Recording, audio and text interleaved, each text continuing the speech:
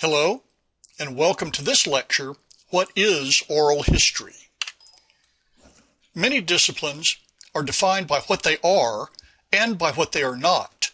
This is how we will attempt to define oral history today.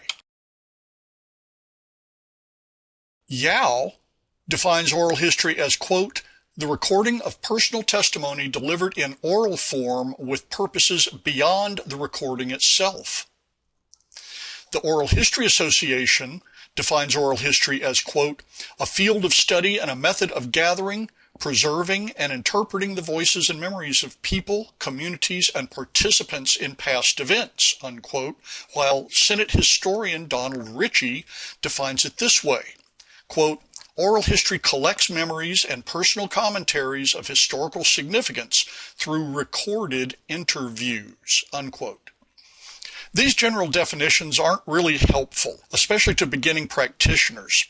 In fact, they are written with hypercritical, highly experienced professionals in mind, so they try to say as much as possible while saying as little as possible. It might help, however, for us to look at some characteristics that are common to oral histories in an effort to find a definition. All of these definitions that we've previously noted imply that oral histories are recorded for long-term access. Since the 1940s, we've had the ability to capture conveniently the voice of the narrator via magnetic wire, magnetic tape, and now digital devices. Oral history, that is testimony, predates written sources. Think back to, for example, the Homeric poems. Even Herodotus, the father of history, relied on oral sources. But written sources replaced oral sources as valid during the age when history grew to a profession. This was during the 19th and early 20th centuries. When oral history came back onto the scene in the 1940s, historians considered the transcript to be the only valid original source. Many tapes were reused after the voices were transcribed. Now, because of changes in historical methods, we considered the captured voice to be the original document, and we seek clues to meaning and truth from our knowledge of the orality of such sources. Oral histories are wide-ranging. Any particular interview seeks to document the broadest applicable context of the narrator's story. An oral history tries to capture both the narrator's life story and the narrator's answer to questions that relate to the research question that the interviewer wants answered. Alternative names for oral history provide a hint at this particular characteristic. We've called oral history in the past recorded life history or recorded life story. We've called it recorded narrative. We've called it recorded memoir. We've called it the in-depth interview. Another characteristic of oral histories is that they are systematic. Individual interviews require preparation.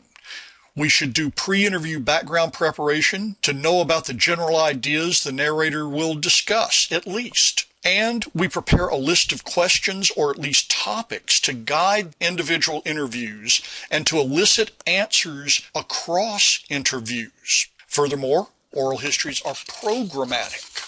They work best when the interviewer talks with multiple narrators about similar topics. While gathering stories is nice and qualifies as oral history, serious practitioners use oral history to supplement written and material sources to understand an historical question. That is, oral history is a method of gathering multiple spoken sources and memoirs to aid in the answer to a research question. Interviews are placed in as wide a context as practicable so they can be used by historians to answer other heretofore unknown research questions. Oral histories are also preserved and made available. Interviews are not oral histories if they are unavailable for other researchers to consult. Oral histories then must be preserved on a permanent media And as time changes, acceptable media changes. For example, we've gone from analog media to digital media. These oral histories must be retained in a place available to other researchers, which usually means in archives. Now today that might be a physical archives, or it might be that the oral histories are curated on the internet. When these oral histories are preserved, they must be accompanied by thorough documentation of permissions that allow access and use. Finally, and let me reiterate yet again, oral histories answer a research question. Sometimes we have to define things by what they are not. So let's look at what oral history is not. Oral history is not the random collecting of stories from old folks. Collecting stories like those are valuable, they're valid, and there's nothing wrong with them. But merely collecting the stories is not conducting oral history. That is, these stories tend to be folklore and folkways, and they are guided by their own disciplinary methods. Oral history is not merely temporary recordings to reinforce or check conversations. Journalists and reporters make such recordings. They're not meant to be preserved for others or even accessed by others. They exist only so the reporter accurately remembers what was said and to back up the reporter's notes. Oral history also is not purposeless. It's not some kind of performance art. It's not some kind of personality quirk. You don't just go around shoving a microphone in somebody's face and recording what they say after you ask them questions. That's not oral history. Oral history gathers oral memoir with context to answer research questions. You may be asking yourself, why should we do oral history at all? Oral history is a research technique that gives voice to the voiceless. It captures the history of the powerless. And what do we mean by powerlessness? Well, historical research and archives are intimately connected. Since Leopold von Ranke introduced the seminar method of historical study at the University of Berlin in 1824 to 1871, history has relied on archival repositories for its sources.